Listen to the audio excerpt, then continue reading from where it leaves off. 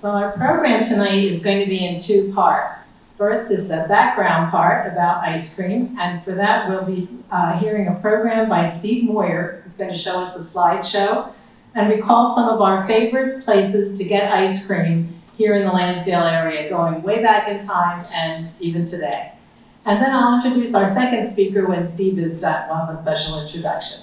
So let's give Steve a hand, and here we are. So I don't know if this is going to work. Is this okay? Without? Okay, hi. So you know me, Steve Moyer. So we're trying to get your appetite up. This is really an eclectic show. It's just the random things. Didn't know how to put all the pieces together, but Lansdale has a great history when it comes to ice cream. You're going to see different brands pop up here. Some you may remember, some you don't. And so some logos come up and things like that. But Dolly Madison didn't make ice cream other than for herself. But they didn't produce it in any way, shape, or form. And this is Lansdale Sweet Shop. And Pat, this is a address on this? Next to the Kaiser building, that would have been on between the Longacre Block and Green Street on West Main Street. Okay. And so it's a sweet shop, and they had velvet ice cream. And some of you guys remember that well, I'm sure. Going there, no? All right. Well, this is the corner of Susquehanna and Main. And there was a sweet shop there, and they had ice cream too, right at that spot. They served. And that's an older picture, which is taken from a different angle, and you can't really see it, but it says ice cream down here. And that's the Norwood Hotel, which is a parking lot now. And Sealy's Camera Store is there. Of course, the bank building's still there. So we'll see. Lady, so the Hugan family too. He used to live on Delaware Avenue, so you might get some of this. Wow. And if you remember any memories, I mean, some of these are so old, I don't think any of us were alive to remember this, but still. And of course, ice cream was made right over there on Allentown Road, Martin Century Farms. And Phil Janke was telling me today, I saw Phil, we were talking, and they lived right near there at that point, and they used to sneak in there and get ice cream from the ice cream machine inside the factory. So and they'd chase him off sometimes, but he knew they liked it. And I never remember the milk trucks. But now, the picture on the left is Shelley's. And I'm not sure about where that is, except I think this is at 2nd and Broad, and I never knew a Shelley's to be there. But the building that you see with the porches was there, and so I don't know. The guy on the right, in the next slide, I know is at that corner, and it was Press Drugs there, and that's where he's standing right now, the baseball player, which became Bittner's. And of course, Dick Bittner had many pharmacies in Lansdale, 3 altogether, so different places. And they serve Breyer's ice cream. So, see that. This is Main Street, Lansdale. I think this is last week, I'm not sure. We're looking eastbound, and there again is Shelley's there. And so the picture we saw before, I don't think could have been that, but Shelley's had lots of locations. Portland Street, I think they also had one there where they made all kinds of confectionaries and so on. This is the theater block, and this is a German postcard. And the reason it's German is because it's black and white, and they painted them, and then they sent them back. On the awnings, it actually said movie theater drugstore. But I guess it was easier to print Bittner's on it, which it was Bittner's at the time. And he did have a soda fountain there. Do you know, Marty? I wasn't sure if he had one at that location. Yeah, he did. He did at that location. Next to the Lansdale Theater, there was a soda fountain. So he did yeah, because he had, again, different pharmacies in different places. And of course, there's Breyer's. And it turns out that Breyer's ice cream, William Breyer manufactured ice cream way back in 1866. He lived in Ardmore, and then he would deliver ice cream to the city. And he was one of those that made the Philadelphia-style ice cream, which I don't think had eggs in it. Ed, is that right? I don't think they put eggs in the Philadelphia-style ice cream. I'm not sure. No, seeds. Yeah. So, okay. You're going to learn about ingredients tonight. Believe me. he's the knowledge of, and then eventually he got away from horse and wagon and went to trucks, so he could deliver in trucks. And I don't know if anybody has an auto car like that. 12 of them running around town. And this was where the Merck credit union is now. And was it just called the 50s or? Back to the 50s. Back to the 50s, yeah.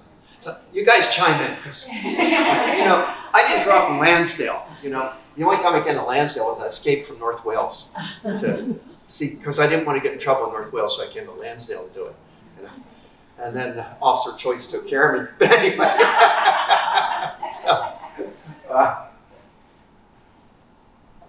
so here we go again, 400 block of West Main. Of course, those teal buildings are gone, and the only thing you see is the side of the Smith Tire Company now. There's grass there. They rerouted Wood Street, but that was called the Nut Shop. And of course, they also sold Breyer's ice cream. There was a pharmacy before that at one time. Of course, Lansdale, many things have changed. And Ken Kratz next door is where I worked for a long time. At one point in time. Hershey's ice cream, still strong today. That's not ice cream on the left, but I grew up in North Wales, and where we went was to Charlie Graves' Esso station, and he had a freezer with those popsicles in there. So I just remembered them. That's my memory. I grew up, my stepfather owned Wheeler's Pharmacy in North Wales, had a fountain behind there. I grew up behind an ice cream fountain. So, and when my step-grandfather, he would say, you can have a cone of ice cream, but only one dip. So when he turned his back, we filled the cone, packed it deep with ice cream, and put a dip on the top. So we got away with it that way. I think he knew what I was doing. But he kind of let us get away with that. Walnut Street. Of course, this building's not here anymore, but that was Joe Vetter, a lunch bar, and they sold, again, Breyer's ice cream there. Seems a lot of Breyer's ice cream was sold in the area. I don't know if anybody remembers going there. Again, Yes. Marty does? Fred's luncheonette. Okay. And those are things about Lansdale. I only remember Panisi's down the street at one point. This is Panisi, sold stuff out the back window, good food. Anyway, contraband. So here we are on Main Street again. And was that Sally Ann's? Sally Ann was up the street. Oh, it was up the street, okay. So, again, I wasn't, I went to school in Lansdale and went home to North Wales again. So I didn't know all this stuff. And she sold Jane Logan. They remember that. I know at our pharmacy we sold Dolly Madison, and Delger's pharmacy sold Breyer's ice cream. And the two pharmacists had disagreements about ingredients as to which was the better ice cream. I remember that. Again, this has got to be Main Street West. Well, no, it isn't, because you see a railroad crossing there. It is Main Street, the block. I know they sold Coke. That I do know. So we had that. And so most of these we didn't go to. I think this group here. Maybe maybe some of you did. White's Liner, and that's the bet. If you guys know already, you've heard it. It was not White's Diner. It was White's Liner. And so whenever anybody insists it was White's Diner, you make a bet with them.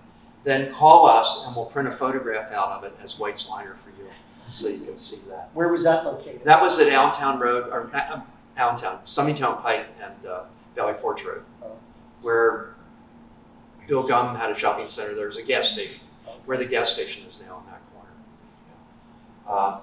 Bassett's Ice Cream, of course, that was sold at Brain Terminal. Lou Bassett lived on the Meeting House Road in Lower Gwinnett Township for many, many years. And so my parents were good friends with the Bassetts, so we always got Bassett's ice cream, which is really good stuff. And then they moved. So if you want to, you have to go to the terminal now. But I just remember that. I think they did a lot of drinking together with my parents, as I recall. They were having a lot of fun during those days. Place that was sold? What? Was that the only place that was sold? Ready Terminal? I think it's the only place now. I don't know. Do you know? You can get it at Giant. Oh, get it, Giant. Yeah, Giant's got All kinds of ice creams I found out today. Painters out there. But it's really, to me, it's good in ice cream. Maybe I'll find out tonight it's not. We'll see. And there's Sally Ann's, right?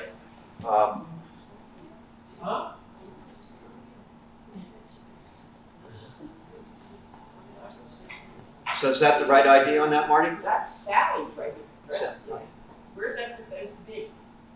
It's on Main Street. It's Main Street. It's a couple doors down from Broad. Yeah. Now it's a Thai restaurant. Yeah. Okay, yeah. But it was in the first block, right? Oh, yeah. So. And there was a Shelley's where the coffee corner is. Okay, so that really was a Shelley's then, because that one picture shows. Then I was right on that. That on was that the call. first Shelley's. It's hard to put this together, not knowing all that. But anyway, Marty remembers it all, and a nice Coke tray up there. They seem to. That some of this is Calmer, in case you didn't notice that. Families, this is the one that was in Montgomery Township, I believe.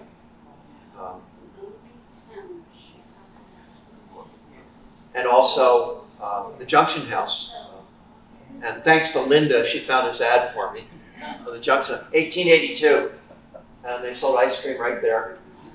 So, the 1882 season for ice cream. I think almost every hotel in Lansdale in those days probably had ice cream. Probably had it. And they had North Carolina corn whiskey, in case you didn't read that part too. So, I don't know if corn whiskey flavored ice cream, I don't know if that was the thing there. And then this is the building right next door, Kaiser's. Most of us know it as Kaiser's. And so were there two stores there because one has MG ice cream and the other had Berdan's ice cream? Maybe they sold two kinds or? That block was broken up into several stores. Several stores? Okay. And I don't think this was Kaiser's in this picture. I think this is a pretty old, It was before Kaiser's. pretty old picture. Seal test. Yeah. I haven't seen that around at all. Certainly we know Mary Mead Farm, right? Because even tonight they're probably crowded. I've noticed that. You know, they do well. Witchwood at Montgomery Square. There are a lot of places. There's also a Witchwood and Spring House, in case you guys didn't know that. A Sunny Air Farm across from Mary Mead. There were lots of dairy farms. I just remember as a kid, we took school trips to these places to see them. But different world. I don't think the tiles in Lansdale anymore either, is it? Come to think of it. Yeah, there are a lot of businesses that didn't quite make it. So Freddie Hill, 4 generations of Penn State graduates, I think. And I drove by there the other day. That place is packed. Great center for activities, plus good ice cream too. And Pat dug this one up for me. And this is what the article said. Stokes Dairy Mart at the intersection of Bethlehem Pike and Welsh Road. We'll have a formal opening on Friday. And it's a new business in a new modern building. I like that. Yeah. And it's operated by Wallace Stokes, who lives nearby. I love the way they wrote these articles. He's a native of Indiana, has lived in this area for the past 7 years. His parents lived in this section before they moved to Indiana in 1974. And I believe this is the same one. I think they the same people in the front top. Okay. I think it's the same. That say curly top? Curly top, yeah. So I think it's the same one. Of course, that's a turnaround to get on to 309 now. And Linda remembers this one in Culpsville. Yes. Yeah, in Culpsville. It was right near the corner. Near Snappers, or I don't know. Down from the corner a bit, but it was just a dusty old road back then, and you pulled right up, you know, and went to the window or went inside. Well, I guess we can still. Mary Mead has a window. Yeah, So. it was before the turnpike entrance was there. Well, Snapper's Bar was there too, I guess, at that point. Now, this is Broad Street looking south from Main and Broad. And that's the Media Pharmacy. Stop. Oh, wait, okay, it's okay to go. Okay. can move. But then I've got to wait because the light's going to change. Finally, you got to stop and go in. So, these intersections, they're terrible, you know, when this happens. But it was eventually purchased by a guy named Scoop Cuthbert, a pharmacist. And so that's Cuthbert's Pharmacy. And I'm sure some of you had ever wonder how he got the name Scoop? Well, I figured that out. So I guess we're serving ice cream. Never asked Dorothy why that was. I should have, I guess, in those days. This is a soda fountain. It's funny, I grew up behind a soda fountain, Wheeler's Pharmacy in North Wales. I don't have one picture of that place. And my whole family, anywhere, looked around. This is Delker's Pharmacy, which was around the corner, the War of Pharmacies. And they had marble fountains they had, beautiful marble fountains. There were Tiffany-type lamps, Coke chairs. This was a different world. And all the kids in North Wales went to either one of those fountains to get ice cream. And in the wintertime when you ice skated, they had hot chocolate in both of those pharmacies. They got along. Like when Wheelers didn't have a drug, they called Delker's and they would send some over. And if Delker's didn't have a drug, they'd send it over to Wheelers. And they traded drugs. I don't know if drugstores do that today. I don't think they do. And I don't know anybody in that gang at all. It's prior my time.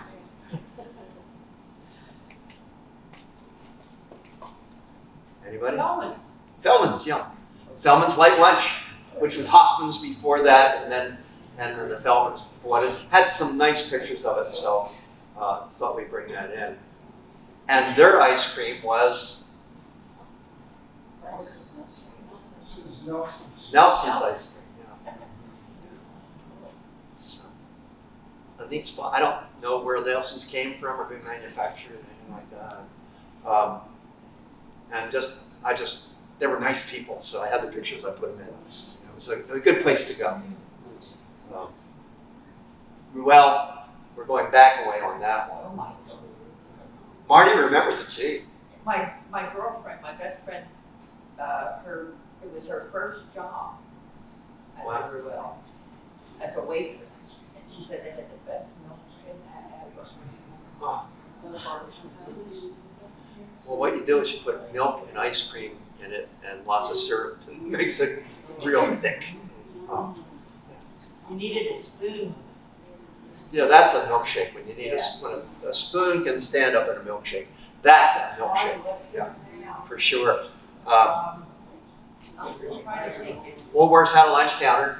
Is it the sushi restaurant?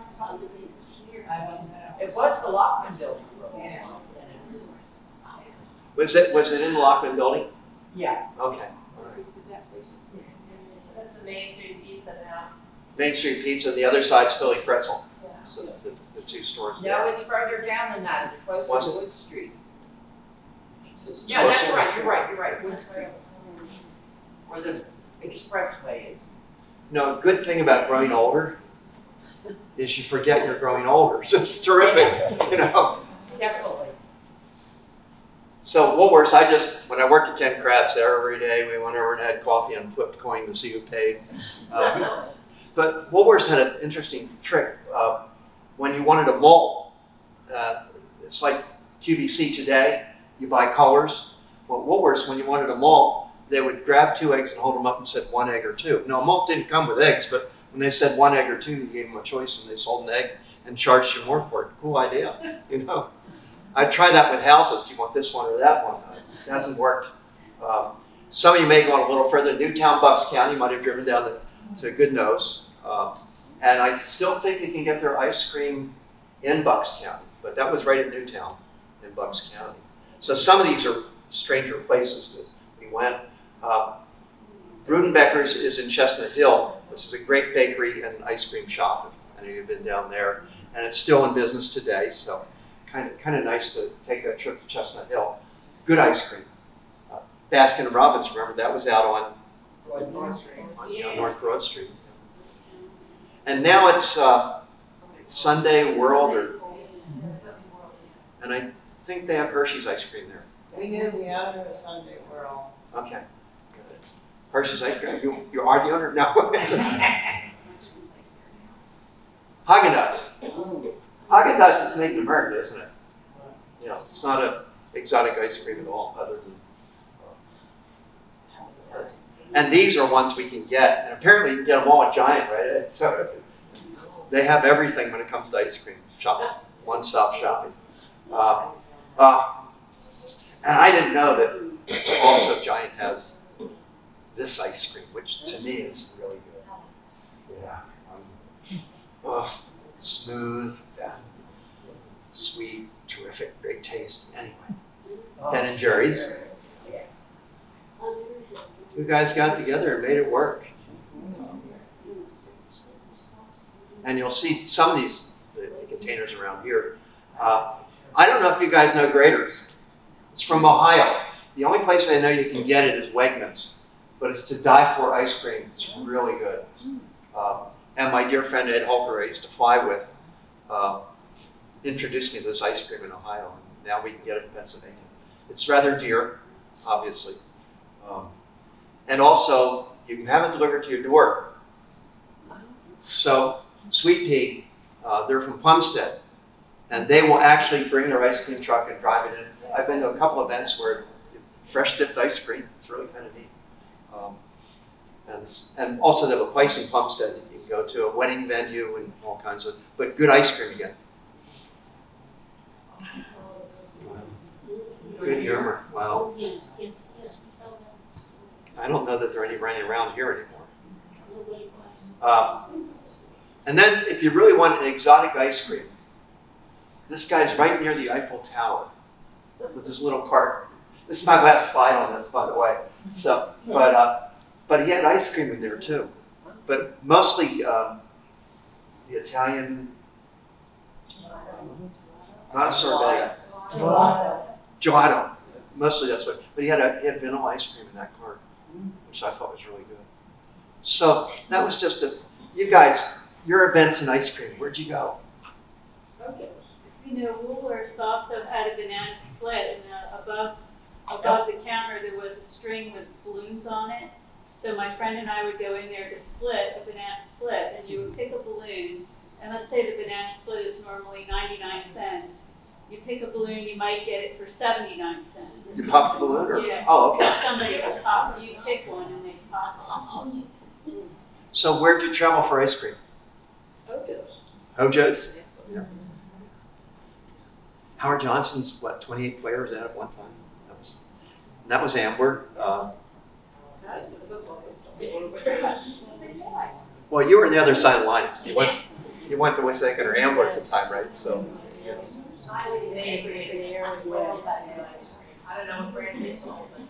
Yeah, I don't remember, but they did have good ice cream, and they had the best cream puffs in the world. Beyond which, Dick ran last week on ran some pictures of Natalie's Bakery in North Wales, and he didn't know what happened to that event. It happened. The reason all those pictures were taken, a young man was hit by a car, and that's why all the world stopped for that event to see all those pictures taken. So I don't know if he survived. I just remember my brother was actually in one of those pictures. It's kind of neat to see him. Any other things? Does anybody here like ice cream? Okay, just checking. Because I think Ed has something for us in the end. Right? But anyway, thank you guys. Well, I have an introduction here for Ed that I did not write, but I'm happy to read it. But I just want you to know that this isn't my words. Our next speaker grew up in Baltimore, but he got his BS degree in chemistry with highest honors from Drexel University in 1979. I will give you a second to do the math, but yes, he is much older than his boyish and youthful appearance would indicate. He worked almost 20 years for McCormick Spice Company before they had enough of him and found his way back up here nearly 30 years ago. He is a certified flavor chemist, mixing all manner of chemicals, essential oils, juice concentrates, and floral preparations to create flavors for food products. All the way, he worked closely with his applications group and learned some things about ice cream that, while common knowledge within the industry, are not widely known outside it. It is that information that he has come to share with us tonight. Ed is the secretary of the Lansdale Lions Club and a long-time committee chair of Boy Scout Troop 399. Since his retirement 2 years ago, he has rarely left his basement, and it was, in fact, his wife that paid me to invite him to do this talk. He is kind to children and small furry creatures. I'm sure Zoe is happy about that. Please join me in welcoming the man who wrote this introduction.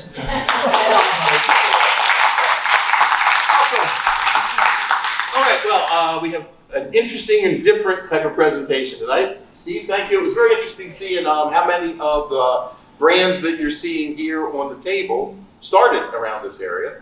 Breyer certainly did. Bassett, I wasn't aware that Bassett was a local brand. Bassett was one of my favorites. I've called this talk Uncommon Knowledge About a Common Thing. And I did that because I thought I might give a series of these type of talks about different common things and different uncommon knowledge. And I don't know, that plan is still in the works.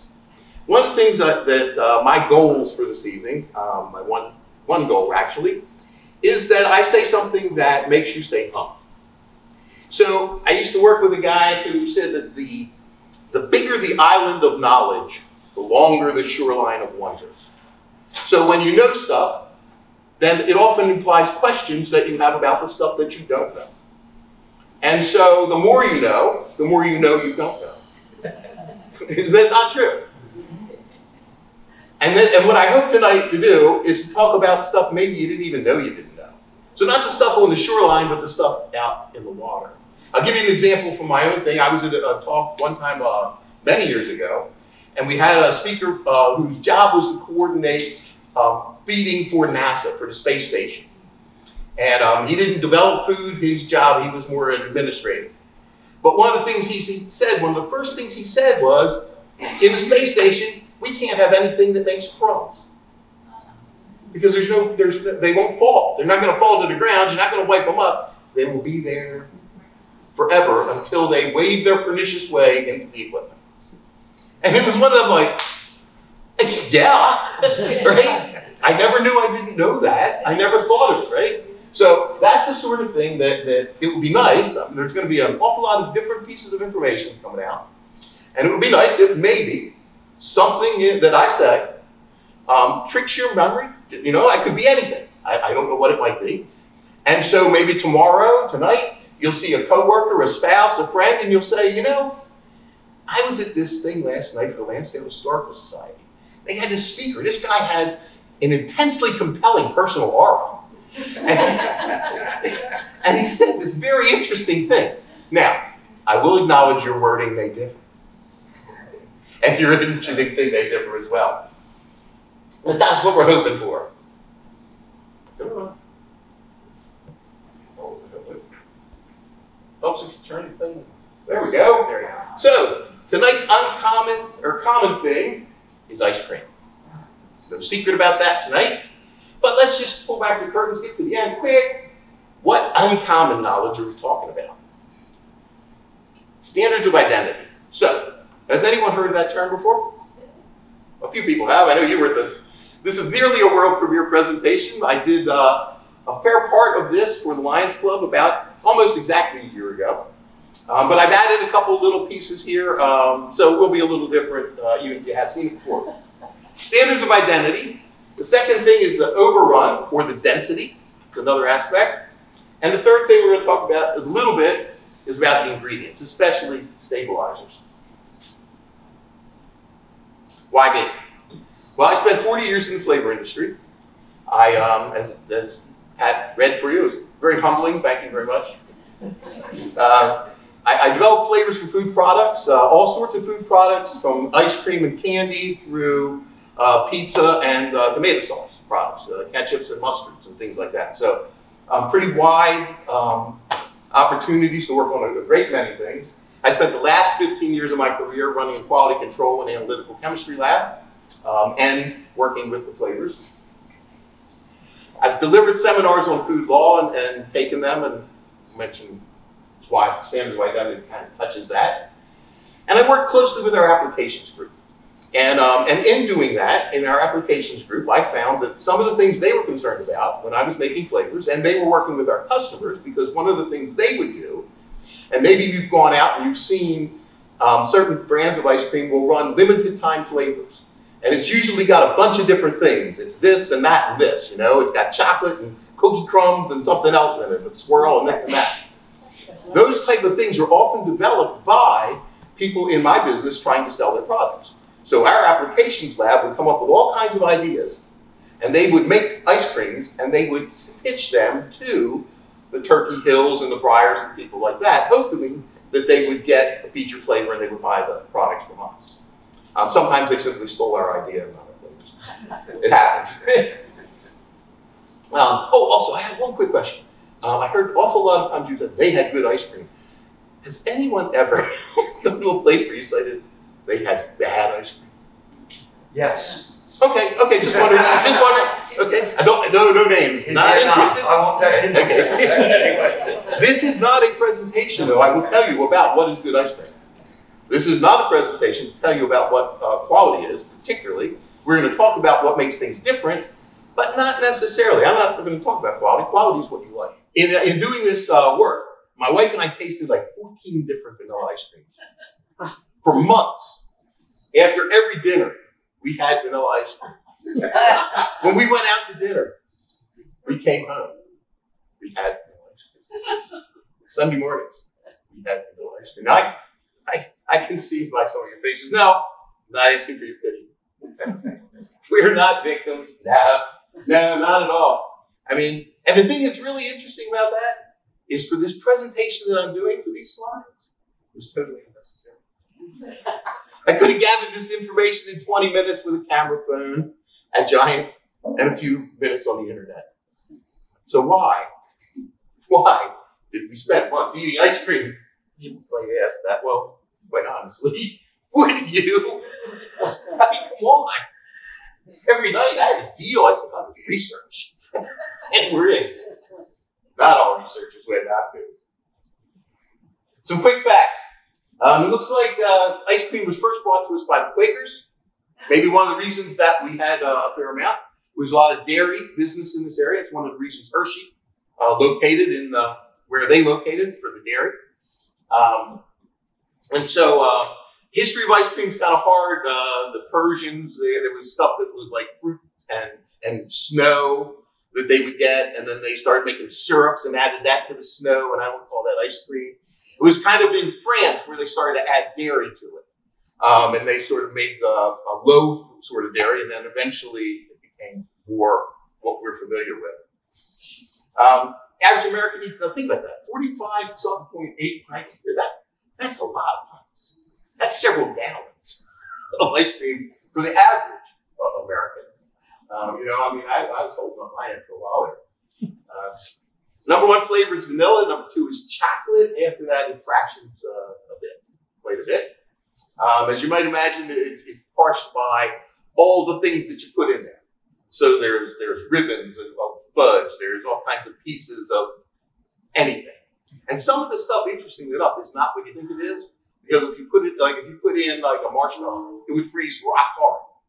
So some of the marshmallows and things that they put into ice cream are not what you would get from, if you made it in your kitchen. It would not work quite so well. They're specially formulated. Ice cream is such a big part of it that roughly 9% of the U.S. milk production goes in just in ice cream. In terms of what ice creams sell, so who the companies are selling it, Bluebell Creamery's big one. That's in millions, 670 million. Haagen-Dazs, you can see, pretty big brand. Those next two, Good Humor Breyers and Ben & Jerry's, are both owned by Unilever. They only claim Ben & Jerry's on their website. If you look, they don't really claim Good Humor Breyers. And they also claim a special thing called Magnum, which makes, I think, chocolate bars and stuff like that, the high-end bars. The rest of the bunch there make up some. Turkey Hill runs around 330 million. The rest are under around 200 million or less. But the number one brand, the most common, any guesses? Well, it's going to be hard to guess because it isn't just one. It's private label. Private label is your Weiss, your Kroger, your Giant, all those sort of things. Those things that people buy, and that is in fact the decimals are correct. So Bluebell is 671 million. That is a billion. So it dwarfs all the other manufacturers of private label. My guess, I have to surmise, is that's because most people don't make that much of a distinction, and it's cheaper. I mean, right? I mean, that's my guess. Is that you want to get some ice cream, and that's the cheapest one, and it's just good. It's good. I mean, it's nothing wrong with it. So. Now, standard of identity. I want to do this. I want to talk a little about standard of identity. I want to do it by analogy first. So suppose mayonnaise was like the biggest thing going. Like it was a trend. Like it was hot. You could get mayonnaise in your pretzels, and they were making mayonnaise salad dressing, and you name it. Like for a while, remember when yogurt was a big deal, and you could buy yogurt beer and all kinds of stuff? Suppose mayonnaise went that way. And suppose you were the people with Skippy peanut butter, and you said, we got to jump on this boat. How do we do that? Well, what if we did this?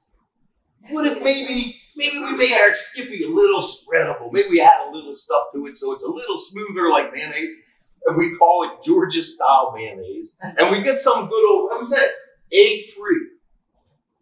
I mean, that's good. Not everybody likes it. No refrigeration. Whoa.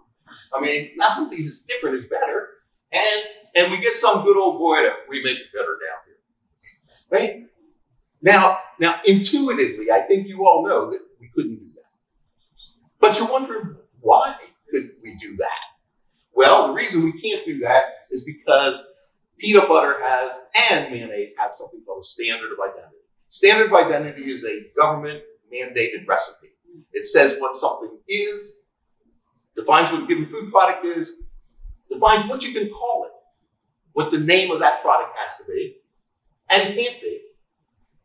What ingredients have to be in the product, which can be in the product, and also it may be say which ones we need to put on a label.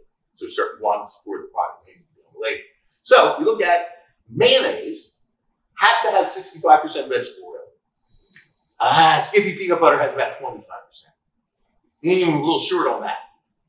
Has to have a bunch of acetic acid from vinegar or some other source. You can use lemon juice or something like that. So you can see the recipes have a little flexibility. That's why products are somewhat different from product to product. Again, our peanut butter doesn't have that. Egg yolk, we were advertising as egg-free. So you can see it fails on any number of cases, and we couldn't do that. Optionally, just a real quick note there. Let's see if this works. Trying to see if my pointer, okay. The screen, it works on this screen. The monitors are just easy. You can use spices, but only spices that don't impart a yellow color in mayonnaise. And why would that be? Because if you put in something that makes it yellow, it looks like it's got more egg yolk to it. So it makes it look richer than it is. So that would be considered adulterated because you're making the product seem more valuable, have more egg yolk than it is. So you can put spices in, you can put your basil in, no turmeric. And because someone's probably wondering, how does mayonnaise and Miracle Whip, aren't they the same? How come it's not mayonnaise? Because it's way less fat, it is way less calories than mayonnaise, and it's more carbohydrates. So not really close, and they also taste a bit different, I think you'll acknowledge. Miracle Whip tends to be a little sweeter, things like that. The standards of identity first came into the public record in 1938, way back. Since then, the FDA has issued about 300 of them, all kinds of things. They're in the Code of Federal Regulations. And vanilla extract and some of its variations is the only flavor that has a standard of identity. So you're told how to make vanilla extract. what the alcohol is, how many beans you have to use per gallon of extract, and that sort of thing. Those ratios are controlled by the government. They have standards for all these type of food categories, as you might imagine. Excuse me. And now if we get back to ice cream, so what's our standard of identity for ice cream? So ice cream, if you're going to be able to call it ice cream, must meet the standard of identity. So it's a food product that's produced by freezing a pasteurized mix. So it's important that it's a pasteurized mix. You can't have, raw milk ice cream, fresh milk ice cream, that sort of thing. You couldn't call it ice cream. If you made it that way, you simply could not call it ice cream and market it that way. 10% of milk fat has to have at least 20% milk solids, not less than so many gallons of other solids. And this is something we'll look at a little bit more, a weight per gallon of at least 4.5 pounds. So what that means, if you're not familiar with weight per gallon or something, you think about it, what we're saying is a gallon jug of it with water weighs about 8 pounds, 8 1/3 pounds. So ice cream is going to be a lot lighter than water. So it's going to weigh no more than 4 pounds, 4.5 at the lowest. Some ice creams will weigh more. If you had the opportunity to look at the serving sizes and things on some of these ice creams on the table, you'll see they vary a lot. And it can't have more than 0.5% of stabilizers. A little about that. Now, if it is an ice cream, so there's other things that are out there that are frozen, it doesn't meet the standard. It might be frozen custard, it might be French vanilla. If it has too much egg yolk in it, more than 1.4%, then you have to call it a French vanilla or frozen custard. Sherbet is a dairy product, but it's very low in dairy and has at least is much more dense. So it's 6 pounds per gallon versus 4.5 or 4.6. So it's much heavier. And I think we're all familiar with that from sherbet. It's much more solid, much more dense. And sherbet also tends to be more flavored, much more over-flavored than an ice cream product, just the nature of how they're always done. A sorbet doesn't have any dairy in it, and typically tends to be flavored with fruit, natural fruit juice, fruit space, tends to be. And then there's the gelato, which really doesn't have a standard in our thing, but it seems to be a little more dense and has less fat than ice cream. It's made a little different. The manufacturing is a bit different. Ice cream is characterized in 2 ways. One is by fat category, or by fat content. So regular ice cream, up to 10% fat. Premium, and you'll see that a lot on these containers, 12 to 14% milk fat. And super premium, and that's the Ben & Jerry's, the Haagen-Dazs, and some of those are up at 16% or more milk fat. And then diet versions, and this is reduced fat, 25% less. Does everybody remember, like in the old days, we used to have a product called ice milk? Yes. Yeah. Ice milk was just low-fat ice cream. At the time, there was no rule that you could have low-fat ice cream. You had to call it ice milk. You couldn't call it low-fat ice cream. Now you can. They changed some things. Some of the things they find as they do some of these standards and they have the rules, they find out that they're not helpful. So, for instance, meat grade. At one time, very marbled meat, you had to have a lot of marbling to rate it at a high choice or prime or something like that. As people got more concerned about fat in their meat, that became a problem. So a very fatty cut was rated higher than something people thought was much leaner. So they changed some of the standards around on those. Reduced fat, whoops, what happened here? Okay, light or light. Again, these are actually across many food categories. This is not just ice cream. This is how they regulate them. Low fat, if something's labeled low fat, it should meet these standards. And the same thing with non-fat. The other way ice cream is categorized is by its flavor type. And one of them is category 1 for ice cream. So you can have category 1, only natural flavor. So vanilla ice cream. So that would be what it's be titled. The number of these containers around here are just titled, says vanilla ice cream. Category 2 contains a natural and an artificial flavor.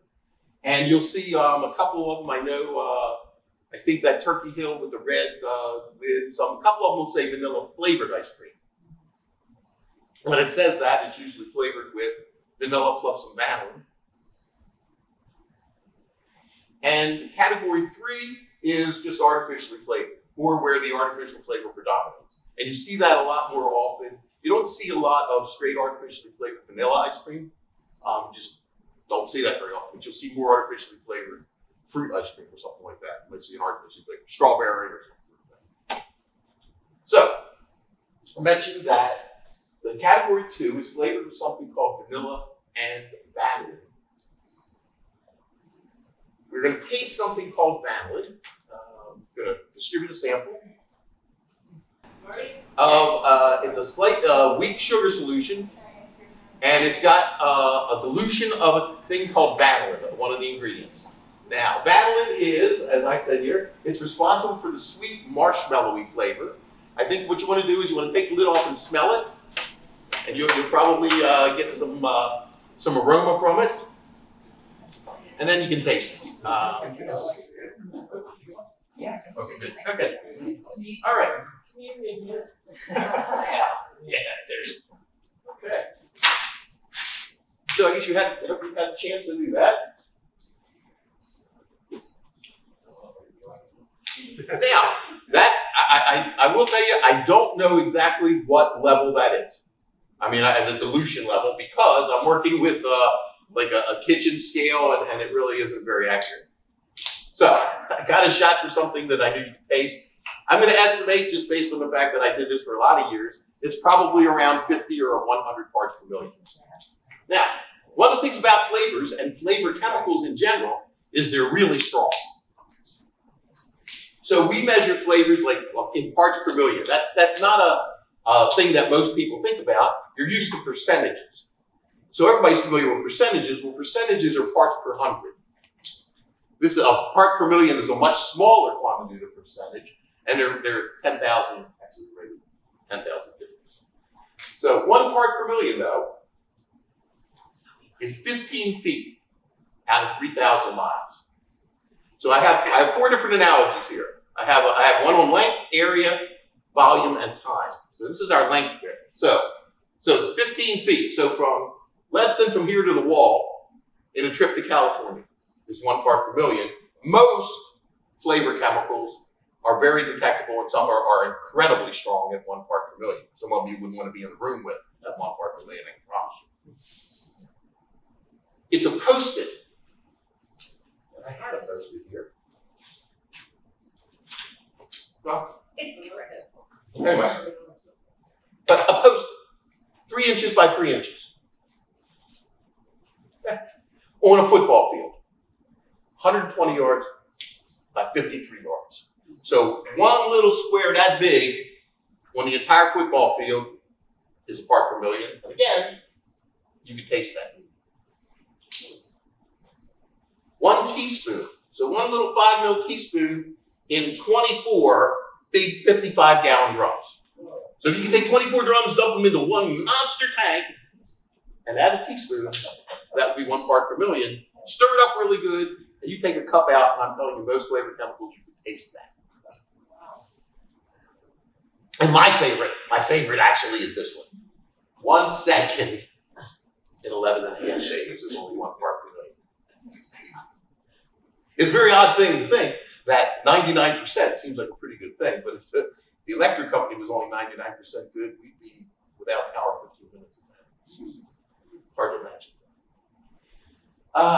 So, hoping you had a chance to taste it. I'm expecting this is kind of what you tasted and smelled. Sweet.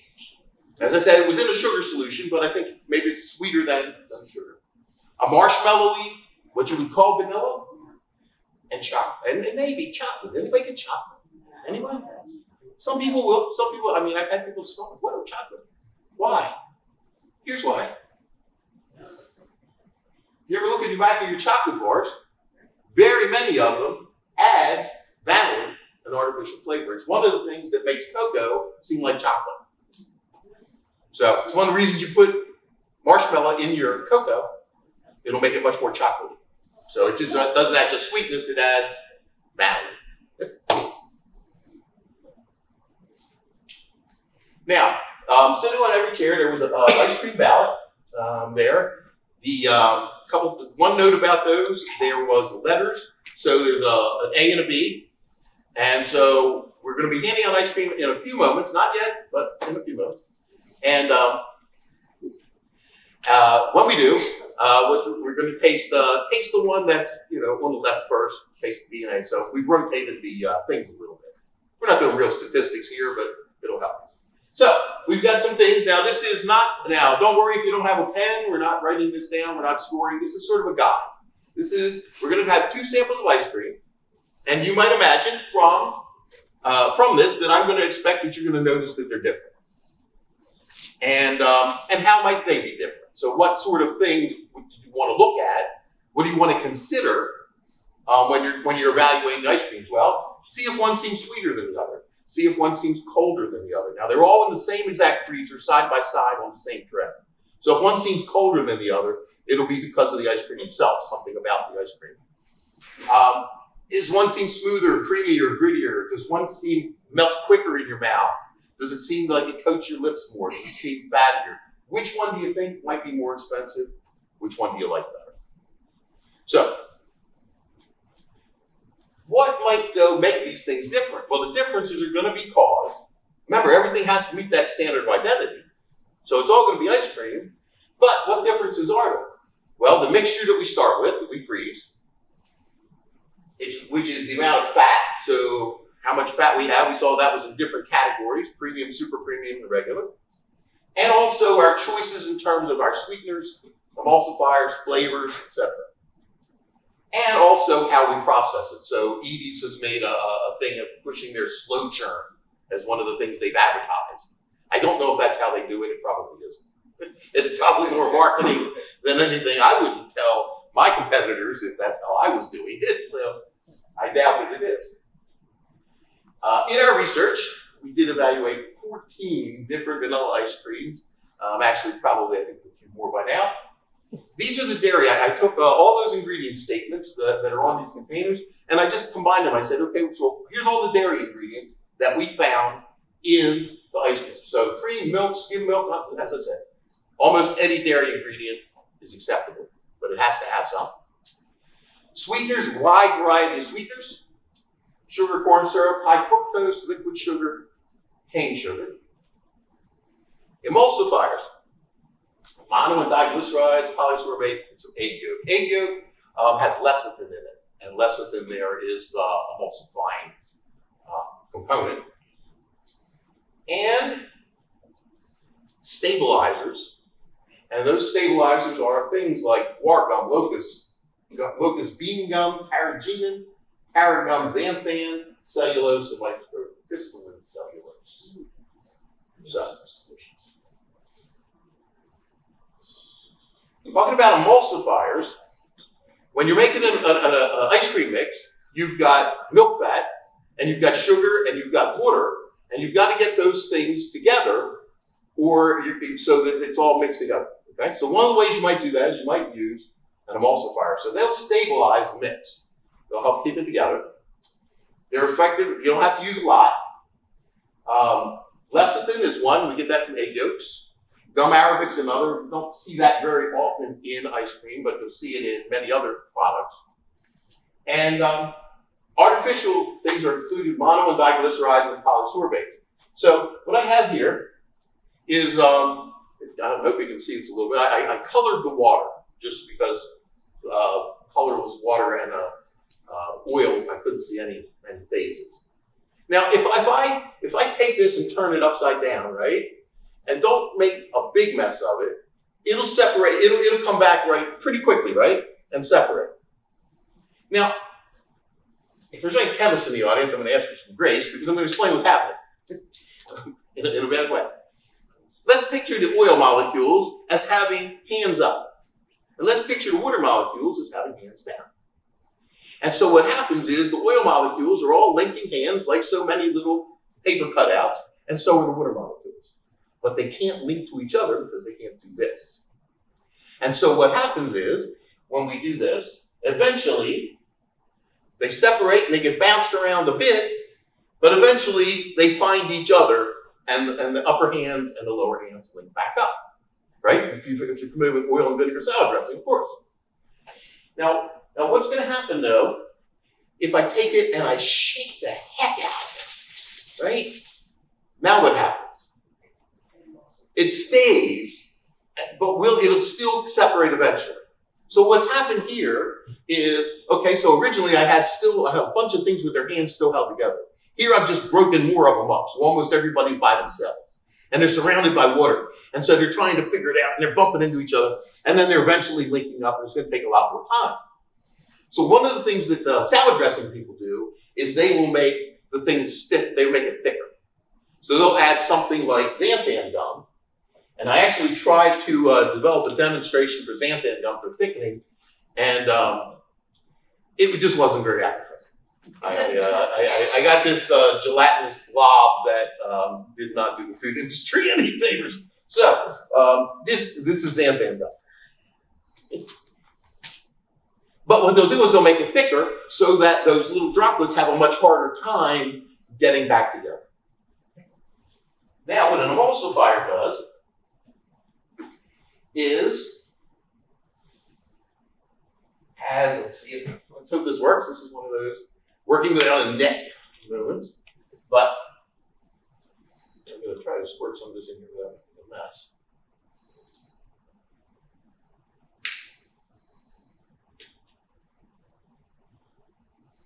And you put a lot in, hopefully. And that is some polysorbate 80. And now, hopefully, if I shake it, it'll do more of that. And it'll tend to stay more that way. So what polysorbate 80 is, essentially, is it's a chemical that has one hand up and one hand down. So it's grabbing the oil and it's grabbing the water and it's making that bridge. And that's what an emulsifier does. And so you also, now you only need, the reason you don't need a whole lot of it, you don't need as much emulsifier as you have water and oil, is because the oils will still be doing this. They'll still be paper dolls, but in the middle, there'll be an emulsifier here and then there'll be water out here. So one of the things you do also when you make an emulsion is you try to make the particles as small as possible. And so they'll do it, make it compressed as tight as possible so that that has more surface area.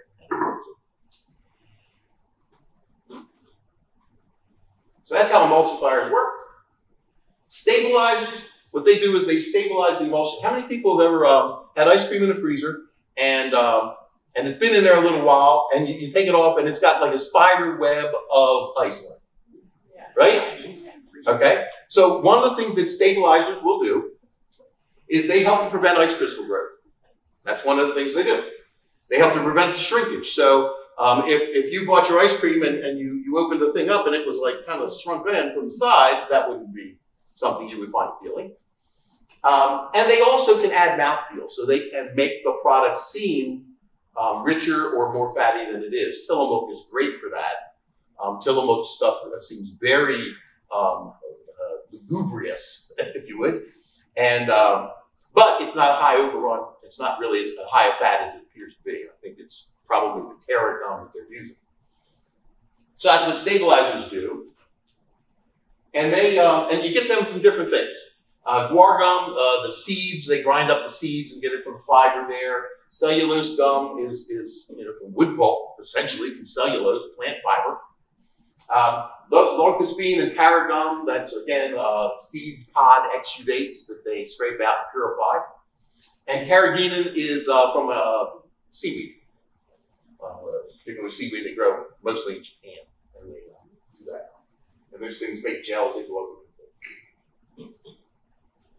Okay, so now we're going to hand out some ice cream. And what I'd like to do,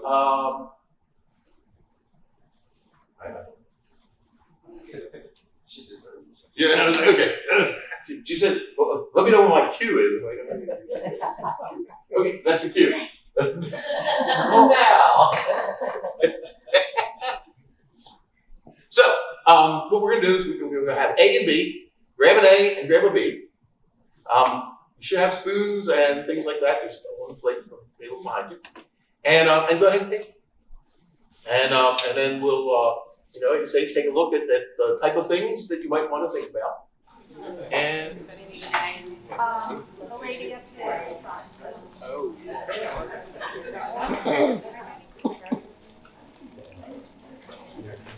Anyone else need A? You got space? Not enough. I've had plenty.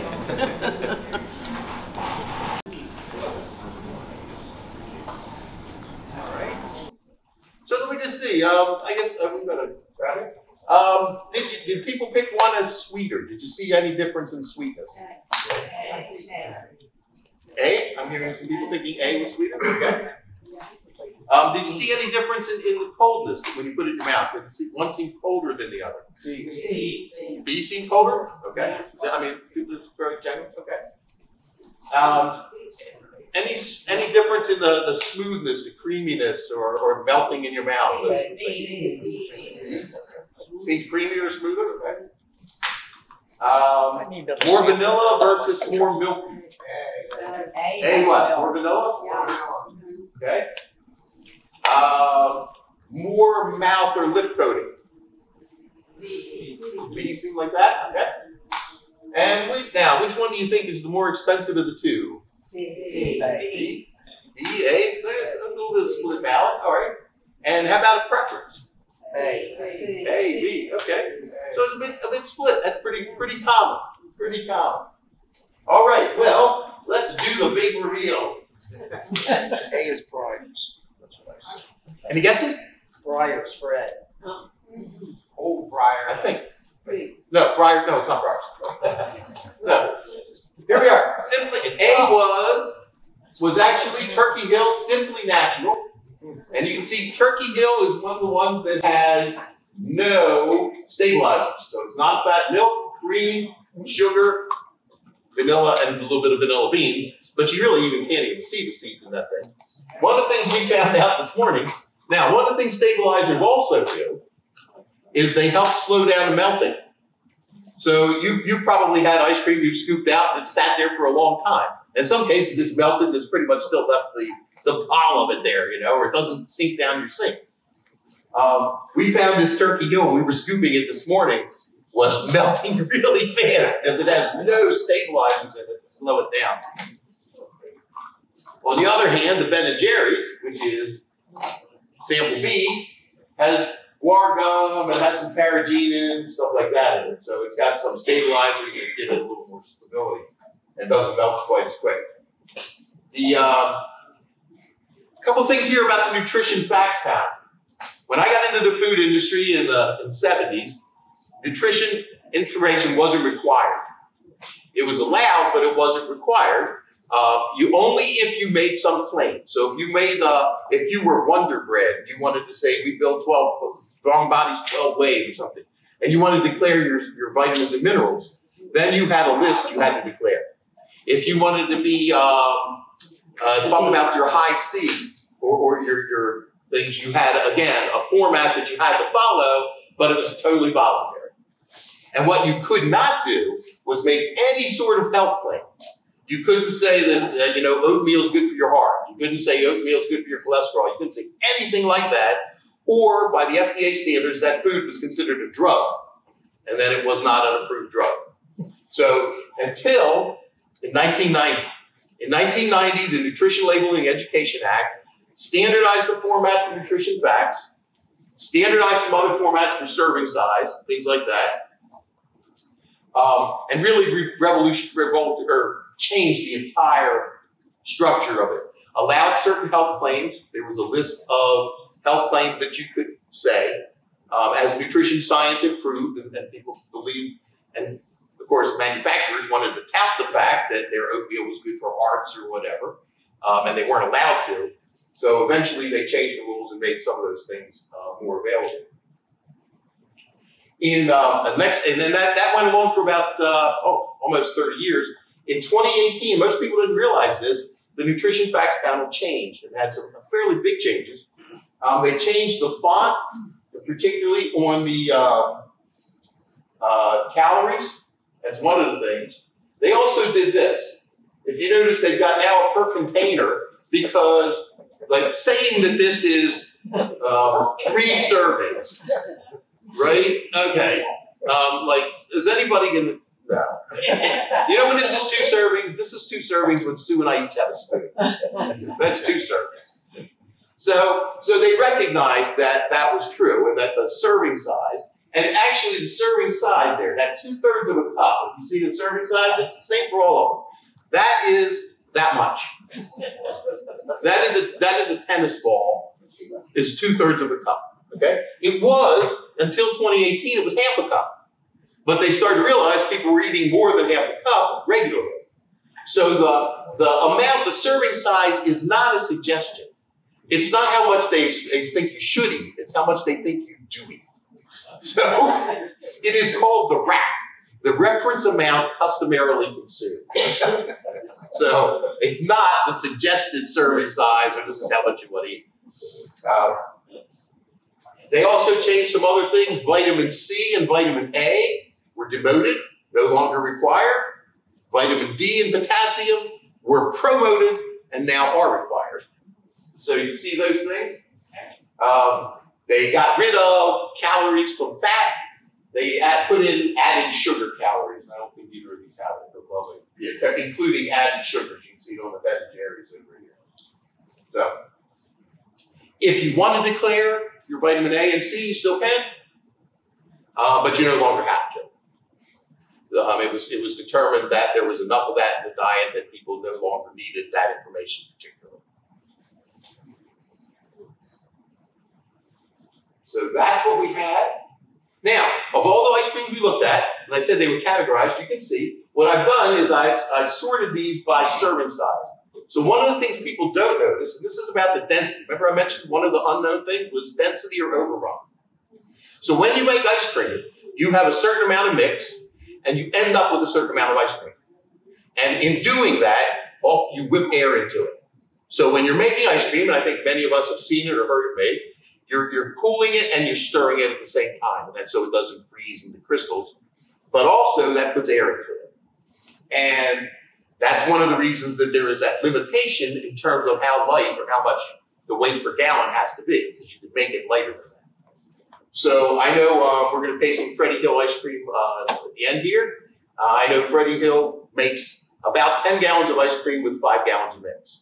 So they get something, a little less than 10 gallons, they get something like an 80 or 90%, it's called overrun. And that's so they get more air into it, okay? If somebody like a Ben & Jerry's may get 5 gallons of mix, they may only get 7.5 gallons of ice cream out of it because there's a much lower amount of air put into it. And you can see that by the grams, that first column, the grams per serving size, so that all of those are that tennis ball size scoop. And you can see that greens and whites only weigh less than 90 grams, whereas Ben & Jerry's down here is 143 grams. So you're getting a whole lot more weight in one scoop. That's one of the reasons it costs so much more, because you are in fact getting more. And you can see the certain ones they kind of group. They kind of group in terms of premium and things like that. The third column over there is percent fat. That would be where you'd find the regular ice cream, premium ice cream, super premium. And that's calculated based on how much fat and how many grams per serving size. So that's calculated there. The numbers on the actual containers are based on daily value. So they're not going to give you that same number. Okay, so that's really what we had. I want to say some thank yous. I want to thank my Lord and Savior for letting me be here at all. I want to thank Bill and Pat for inviting me. I want to especially thank my wife for all the help she gave me today and just as a general thing. So, I want to say a couple words. Sometimes the closer you look, the less common and simple the simple common things really seem. I expect you'll never look at ice cream quite the same way. I I hope I met my goals. I hope something that I said somewhere along the way, and I said there was an awful lot of different pieces of information. Something triggered something, and you said, And finally, thanks. Thank you for listening.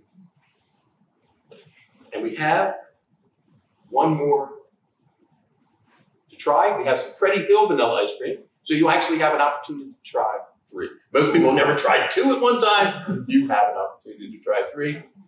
And Freddie Hill was kind enough to provide that ice cream for us gratis. So we really want to thank them and give them credit for doing that for us.